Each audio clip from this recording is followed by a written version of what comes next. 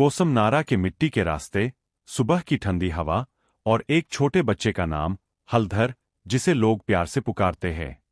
माँ की स्नेहिल आंखें, घर की छोटी सी चौखट और परिवार का साधारण जीवन जिसमें माँ और पिता की मेहनत चलती है। का एक छोटा भाई और एक छोटी बहन, घर में खेलहंसी और बच्चों की सीधी सी मासूमियत। पिता जो खेतों में दिन भर हल चलाकर आते, बच्चे उनसे डरते और मानते भी थे।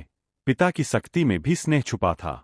घर का माहौल बदलता है, चिंता और रातों की लंबी चौकियां शुरू हो जाती है। परिवार की उम्मीदें धीरे धीरे दम तोड़ती दिखती है। हलधर चुपचाप देखता है, पर शोक, माताजी का रोना और गांव में सहानुभूति, हलधर के भीतर एक अजीब सी गंभीरता उभरती है। की कमर ढीली, धन की कमी, लेकिन आध्यात्मिक चिंगारी हलधर के दिल में जल उठती है। वह बार बार शिव मंदिर जाता, घंटी बजाता और भीतर बैठकर लंबा समय ध्यान करता। वह मंदिर के भीतर खुद को बंद कर देता है, बिना बताए। परिवार को चिंता होती है। माताजी और भाई बहन मंदिर में उसे ढूंढते हैं। 3 दिन बीतते हैं, हलधर भीतर चुपचाप बैठा रहता है। तीसरे दिन हलधर बाहर आता है, शांत, बदला हुआ मन, आंखों में गहरी शांति, कोई शब्द कम, पर चेहरे पर दृढ़ता। माँ पूछती है, क्या खाया? हलधर केवल मुस्कुराकर हाथ जोड़ देता है। वह अपनी बातें शब्दों में कम बताता।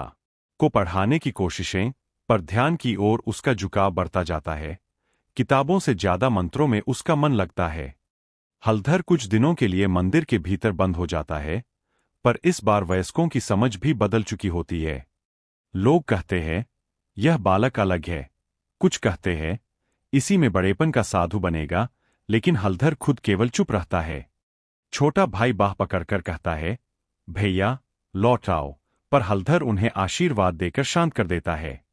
माताजी रात भर रोती, पर सुबह हलधर के आसन से शक्ति महसूस कर उसके कष्टों में सांत्वना पाती है। वह गांव के पास पेड़ पर बैठकर लोगों को सिखाता नहीं, पर उसकी मौन उपस्थिति से लोग शिक्षित हो जाते हैं। हलधर किशोर से युवक बनता है, पर उसकी साधना और तपस्या और गहरी होती जाती है। लोग दूर दूर से आने लगते हैं। कोई उसे देखने आता है, कोई आशीर्वाद लेने आता है। खबरें फैलती है, कुछ पत्रकार आते हैं, पर हलधर हमेशा शांत रहते हैं और सार्वजनिक जीवन से कम जुड़ते हैं। संख्या में लोग आते, पर हलधर की सादगी और मौन लोगों के मन को छू लेता है। कोई भक्त सुनाता है कि जब वह आधी रात में बैठा, हलधर मौन बैठा था और वातावरण भारी शांति से भर गया। भक्त बताते हैं कि उन्होंने खुद कभी साफ साफ नहीं देखा कि हलधर खाना खाते हों, पर श्रद्धा बनी रहती है। बचपन की तरह कभी कभार वह मंदिर के अंदर कई दिनों तक अकेला रह जाता है, बाहर की दुनिया से कट जाता है। छोटे भाई और बहन अब बड़े होते हैं। वे भी हलधर की पथ प्रेरणा से प्रभावित होते हैं और उसकी सेवा करते हैं। जब गांव पर विपदा आती, लोग उलझन में होते, हलधर की साधना से लोगों को आश्वासन मिलता है। कोई व्यक्ति बताता है कि हलधर के पास बैठे ही उसकी बीमारी में सुधार आया। लोग चमत्कार की बात करते हैं। कुछ साधु और पंडित आते, हलधर पर ध्यान रखते, पर वे भी उसकी अंतरात्मा से प्रभावित होते हैं। कई लोग बताते हैं कि उन्होंने हलधर को सोते हुए कभी नहीं देखा, रात दिन उसकी मुद्रा समान रहती है। माताजी की आंखों में आंसू और गर्व का मिलाजुला भाव, वह अपनी साधना वाले पुत्र पर नाज करती है। हलधर के दर्शन के अवसर पर गांव में उत्सव होता है, प्रसाद बांटा जाता है, लोग मिलते हैं। कहता है कि वह भी चाहता था कभी सामान्य जीवन बिताना, पर हलधर ने उसे भी आशीर्वाद दिया कि उसकी राह चुनी हुई है।